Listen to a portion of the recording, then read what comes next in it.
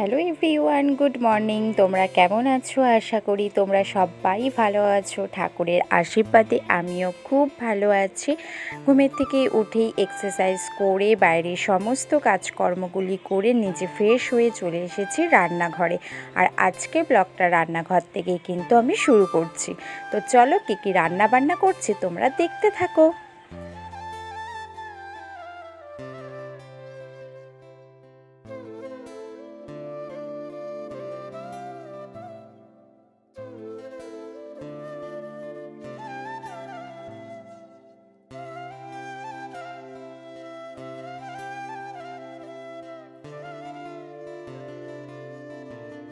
রান্না করতে করতে ঘরের সমস্ত কাজকর্মগুলি আমি করে নিচ্ছিলাম। আর ওদিকে রিহান আর রাজ কিন্তু ঘুমোচ্ছিল, তাই খুব আস্তে আস্তে কিন্তু আমার ঘরের কাজগুলি করে নিতে হচ্ছিল। এদিকে দেখো আমার কিন্তু কাজ করতে করতে রান্নাও কিন্তু আমার হয়ে গেছে। দেখো আলু আর পনিরের ডালনাটা কিন্তু আমার হয়ে গেছে। চলো এখন নামিয়ে নিই। এখন নামিয়ে নিয়ে ঘরটা ঝাড় দিয়ে গ্যাসটা মুছে তারপরে কিন্তু আমি চলে যাব হচ্ছে স্নান করতে। সমস্ত কাজকর্ম করার পরে কিন্তু আমি স্নান করে নিয়েছি। তো আমার স্নান হয়ে গেছে, এখন পুজোটা দিয়ে নেব। এখন ঘড়িতে বাজে হচ্ছে 8:30। আর এখন রিহান উঠে পড়েছে। তো চলো এখন ঝটপট করে পূজাটা দিয়ে নিই।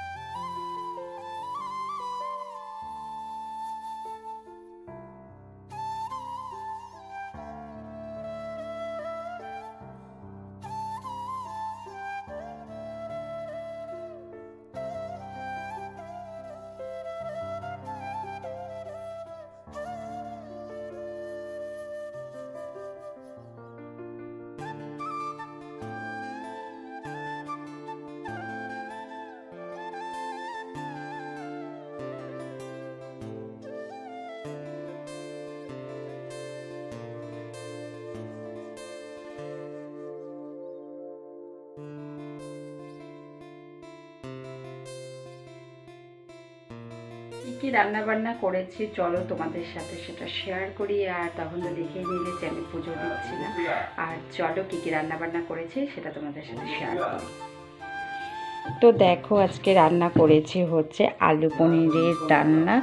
আর এই যে দেখছো বাটিতে, এটা হচ্ছে কালকের বাটাটা আছে। কালকে একটু ভাত ছিল, সেটা একটু থালায় রেখে দিয়েছে। আর এখানে হচ্ছে পটল পোস্ত, আর এখানে হচ্ছে করলা ভাজা। এটা তো এই ছিল আজকের আমার দুপুরের মেনু। আর চলো ব্লগটা দেখতে থাকো। আজকের ব্লগটা তোমাদের হয়তো একটু একটু ভালো লাগবে। আর এখন চলো রিহানকে খাইয়ে দিই। সকালে 10:30 বেজে গেছে।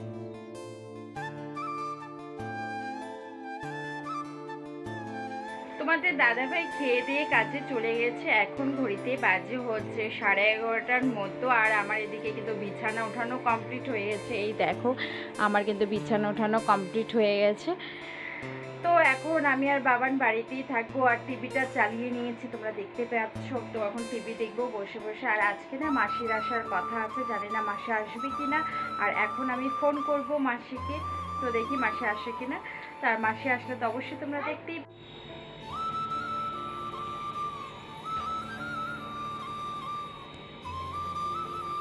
তো তোমরা তো দেখে নিয়েছো যে আমি ভাত বেড়ে নিয়েছি। এখন ঘড়িতে বাজে 2টো। তো এখন আমি খেয়ে নিব। আর বাবানকেও স্নান করিয়ে দিয়ে ওকে খাইয়ে ঘুম পাড়িয়ে দিয়েছি। তো চলো এখন খেয়ে নিই। আর হ্যাঁ, তখন তোমাদেরকে বললাম যে মাসিদের আসার কথা আছে, কিন্তু মাসিরা আজকে আসতে পারবে না। তো চলো আমি এখন খেয়ে নিই। তো এখন ঘড়িতে বাজে হচ্ছে 7টা। তো আমি এখন রান্নাঘরে চলে এসেছি। এখন একটু বানাবো হচ্ছে একটু ছোলার চাট বানাবো। তোমরা তো জানোই চাট বানাতে কি কি লাগে আর কি দেখাবো তোমাদের বা রেসিপিটা। তো দেখানোর মতন সেটা কিছুই নেই। তো দেখো আমি শসা এখানে কাটছিলাম। আর কাটতে কাটতে ফট করে মনে পড়লো এই ভিডিওই তো করলাম না। তো দেখো এই শসা কাটছিলাম, ওদিকে নিয়ে নিয়েছি টমেটো, একটু লেবু, লঙ্কা, পেঁয়াজ নিয়ে নিয়েছি। পেঁয়াজটা দেখো বাবানের হাতে। তো চলো এখন আমি হচ্ছে ফটাফট শশাগুলো কেটে নিয়ে চারটা হয়তো বানাই নিই। চলো, আর কেমন খেতে লাগছে পরে তোমাদেরকে বলছি। আমাদের খাওয়া দাওয়া কমপ্লিট হয়ে গেছে। তো এখন ঘড়িতে বাজে 10টার মতো, 10টা না 10:30 বাজে। তো দুপুরে যেসব সবজিগুলো ছিল সেই সবজিগুলো দিয়ে কিন্তু খেয়ে নিয়েছি, যেসব রান্নাবান্না ছিল। আর হ্যাঁ, তখন যে সন্ধ্যাবেলা চাট বানিয়েছিলাম, চাটটা কিন্তু খুব সুন্দর হয়েছিল, খেতে খুবই ভালো লাগছিল। তো চলো, আজকের ব্লগটা এই পর্যন্তই। যদি তোমাদের কাছে একটু হলেও ভালো লেগে থাকে তাহলে কি করতে হবে তোমরা তো জানোই, লাইক, কমেন্ট, শেয়ার, সাবস্ক্রাইব করতে কিন্তু কেউ ভুলো না। আজকের মতন টাটা, দেখা হবে অন্য কোনো একটা ভিডিওর সাথে।